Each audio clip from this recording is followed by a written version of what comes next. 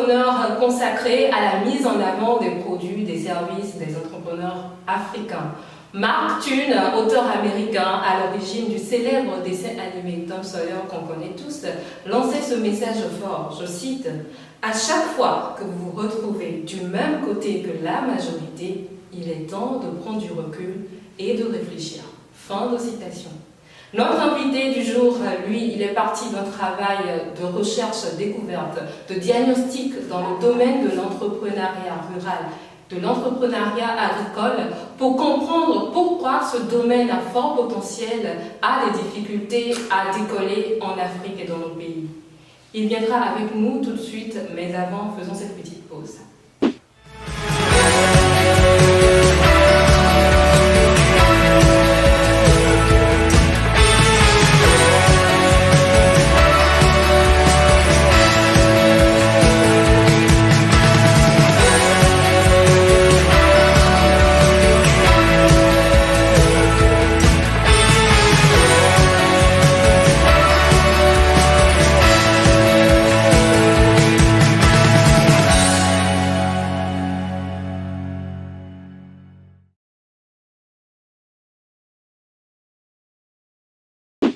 Monsieur Kelly Ariamba, il est notre invité dans Portrait Entrepreneur. Il est diagnosticien, stratège en management de projets et d'entreprises. Il est là pour nous expliquer ou pour nous faire comprendre un peu le concept de l'intelligence entrepreneuriale. Bonjour à vous, Monsieur Kelly Ariamba. Bienvenue sur notre plateau. Bonjour Linda et bonjour à tout le monde. Merci de m'avoir invité. C'est un réel plaisir pour nous de vous avoir sur ce plateau parce que je sais que vous avez tellement de choses à nous dire aujourd'hui. Et moi, j'ai plein de questions. Déjà, c'est quoi un peu le travail du diagnosticien? D'accord, merci. D'abord, le diagnostic, en fait, c'est d'analyser un système de l'intérieur et de l'extérieur. Okay. À l'intérieur, quand on fait le diagnostic, on se penche sur les forces et les faiblesses du système. À l'extérieur, on se penche sur les opportunités et les menaces ou les contraintes par rapport à l'évolution du système. En fait, c'est le travail que fait un diagnosticien. C'est un peu comme aussi un médecin qui fait la consultation pour voir qu'est-ce qui se passe à l'intérieur, quels sont les symptômes à l'extérieur et comment est-ce qu'on peut régler un problème. Donc, le diagnosticien, il analyse tout ce qui, à l'intérieur du système, par rapport à une personne, une activité, peut constituer une force, donc qui donne un avantage concurrentiel. Ok. Est-ce que tout le monde a la possibilité, tous ceux qui le souhaitent en tout cas, est-ce qu'ils ont le bagage, est-ce qu'ils ont le potentiel, est-ce qu'ils ont la possibilité de devenir entrepreneur? Est-ce que ça vient comme ça parce que je décide? Oui, je vais vous surprendre. Tout le monde entreprend déjà. Tout le monde, même les enfants. Okay. Maintenant, tout dépend de la voie par laquelle vous choisissez d'entreprendre. Donc, si vous voulez mettre l'accent sur l'entrepreneuriat économique, là, ça devient un processus qu'il faut apprendre à faire. Tout le monde peut entreprendre, du moment que la personne se met dans les conditions nécessaires pour arriver à ce qu'il veut. D'accord. Alors, hier déjà, on discutait un peu avec vous pour préparer cette émission-là et on parlait des phases qui existent dans un projet. C'est-à-dire que je veux mettre en place une activité, il y a des phases que je dois respecter forcément. Oui, nécessairement. Eh bien, à mon école, c'est-à-dire quand je donne des formations aux gens, après toutes les recherches que j'ai eu à faire, j'ai initié un processus que j'appelle la démarche AGAMA, les 5 R, qui permettent de mettre en place les différentes phases à suivre par un entrepreneur pour concevoir son projet ou le faire arriver à terme. Donc, il y a, concernant concrètement un projet, il y a la phase de conception, il y a la phase de modélisation, il y a la phase d'implantation, il y a la phase d'exploitation et il y a la phase de pérennisation. Si vous avez un projet et que vous n'arrivez pas à la pérennisation, finalement vous n'aurez pas d'entreprise. Voilà à peu près ce qu'il y a. D'accord. Et ces 5 phases-là, toute entreprise, tout entrepreneur doit pouvoir essayer de respecter ces phases-là, pouvoir réussir son activité. En fait, c'est l'itinéraire technique d'un projet. C'est-à-dire que quand vous analysez n'importe quelle entreprise, vous allez voir qu'ils ont suivi cette phase, la phase de conception. Ils ont réfléchi, ils ont construit quelque chose. Après, ils passent à la modélisation. Oui. L'exemple, je prends bien l'exemple des architectes. Lorsque vous voulez construire une maison, Vous avez la personne va voir son architecte et on fait un croquis. Voilà. On discute avec la personne, on relève ses besoins, Oui. on fait un croquis. La personne dit oui, voilà, mais ici non, oui, ici, oui, d'accord. Après, on fait une modélisation. La modélisation, c'est qu'on fait une maquette Oui. qui prend forme en miniature. D'accord. Et là, maintenant, il y a encore des modifications qu'on fait. Parce qu'on commence par voir mieux ce qui se passe. On voit les enjeux. Après, on passe à la phase d'implantation. L'implantation, c'est quoi? C'est qu'une fois que les gens sont d'accord à la modélisation, on va sur le terrain, on commence par monter les murs et tout. Mais au moment où l'architecte et les constructeurs montent les murs, vous ne pouvez pas habiter dans la maison. Non.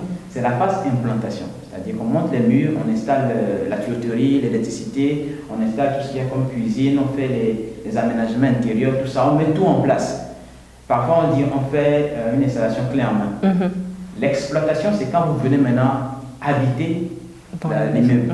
Voilà à peu près ce qu'il y a. Vous allez voir toutes ces phases-là. Quand vous analysez n'importe quelle entreprise, n'importe quel projet, vous allez voir toutes ces phases. Et maintenant, il y a la phase pérennisation. C'est-à-dire quand vous mettez en place toutes les structures nécessaires, vous devez arriver à faire en sorte que votre entreprise puisse évoluer sans que vous soyez obligé d'être présent. Okay. Si vous n'arrivez pas à ça, vous allez échouer. C'est comme des familles, par exemple, où les parents ont mis en place des choses. Une fois que les parents décèdent, tout est indépendant. Oui, oui.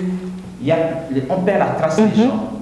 Il y a des entreprises pareilles. Quand le premier promoteur il disparaît, c'est fini.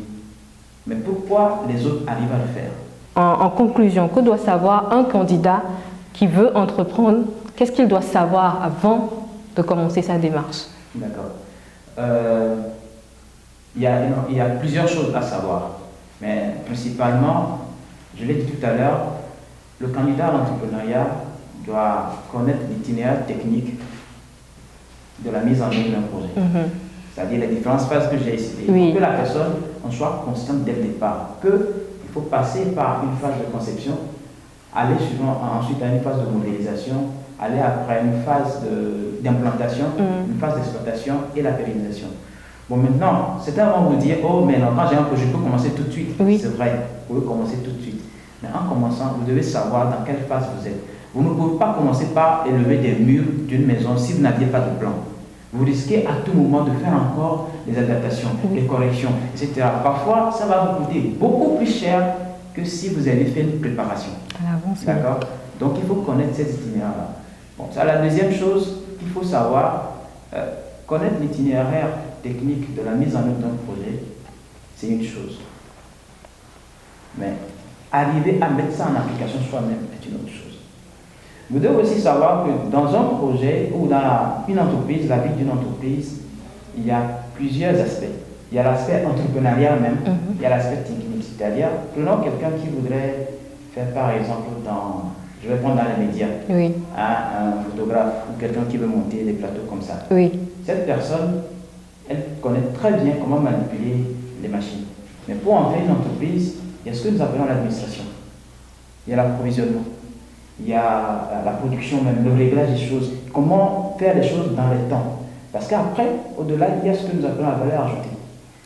Si vous ne pouvez pas avoir de valeur ajoutée si vous ne produisez pas un chiffre dans lequel vous déduisez les charges et qu'il vous reste quelque chose. Vous ne pouvez pas, par exemple, travailler, mettre tout ceci en place pour ne pas pouvoir en bénéficier. D'accord? Donc, il y a les différents aspects qu'il faut connaître. L'aspect entrepreneurial même, c'est-à-dire le management, comment gérer tout ça. Ensuite, l'aspect technique même de la chose, qui est ceci.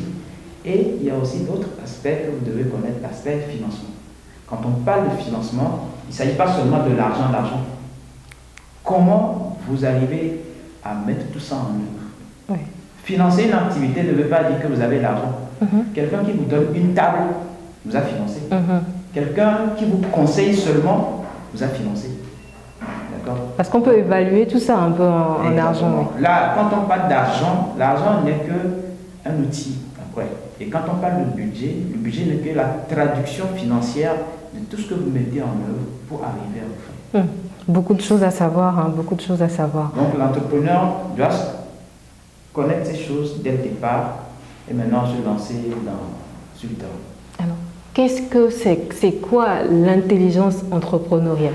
C'est ce que je viens d'expliquer. Donc c'est la capacité de la personne? C'est la capacité et la faculté d'une personne à pouvoir faire usage de l'outil entrepreneurial et arriver à l'objectif, c'est-à-dire pour pouvoir solutionner la situation dans laquelle on est pour trouver sa valeur ajoutée. C'est comment vous faites usage de la chose. C'est ça l'intelligence entrepreneuriale, tout simplement. C'est si par exemple on vous donne de l'argent, Oui.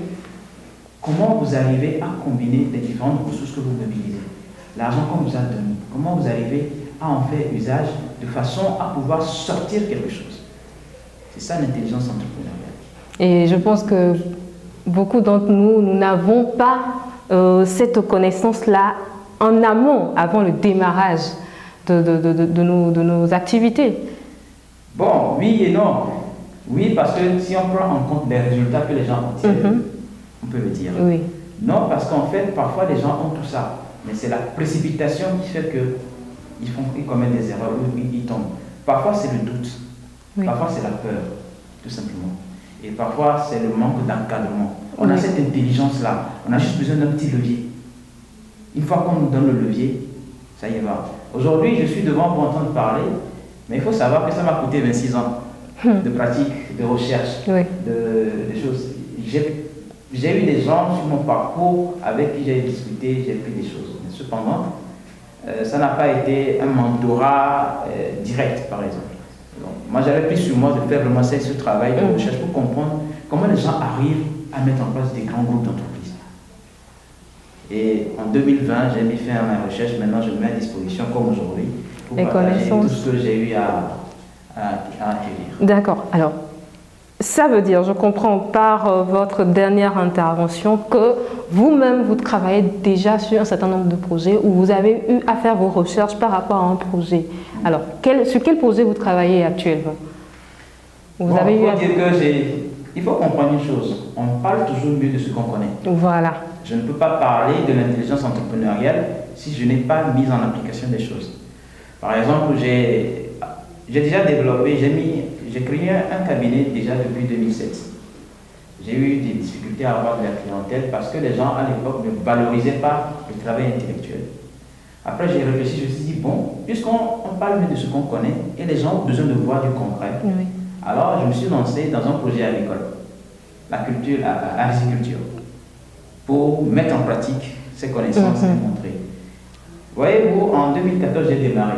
Et en 2015, j'ai mis mes premiers produits pour présenter aux gens. Quand les gens ont vu ce que j'ai fait, ils étaient intéressés. J'ai tenu jusqu'en 2016. J'ai commencé par faire du conditionnement pour lancer maintenant le marché carrément. Oui. À partir de ce moment, les gens ont commencé par demander mon intervention pour mettre en valeur la terre. Parce qu'ils ont vu qu'il y a du concret. Là, maintenant, à travers ça, je peux déployer maintenant mon intelligence entrepreneuriale, mon expertise pour les accompagner. Maintenant, actuellement, après le projet d'agriculture, je suis maintenant dans ce que j'appelle le conseil agricole et rural. Okay. Ça, c'est un projet que je développe aussi actuellement. Et depuis janvier, ça fait déjà plus de 6 clients qui nous ont contactés, avec qui on travaille. Et ça fait un budget de plus de 70 000 € qu'on manipule. Donc, ça veut dire que les gens ont vu ce qu'on a eu à faire. Oui. Et maintenant, ils nous appellent. Ça, c'est la phase modélisation. J'ai fait de la modélisation pour mettre ce qu'on sait faire. Et maintenant, les gens nous appellent. Maintenant, on fait la phase implantation. L'implantation, c'est que maintenant, nous organisons nos structures pour que, à la phase d'exploitation, on puisse répondre à un maximum de demandes. Voilà. C'est beaucoup de choses et je pense qu'il faut qu'on s'approche de vous et qu'on prenne vraiment du temps parce que le court moment qu'on a ici ne suffira pas pour en parler véritablement. Merci à vous d'être là. Merci véritablement. Merci également et je vous rappelle que vous avez tout pour réussir. Merci. On a tout pour réussir. Merci à vous, très chers internautes, de nous avoir suivis. On se retrouve dans un prochain rendez-vous et à plus.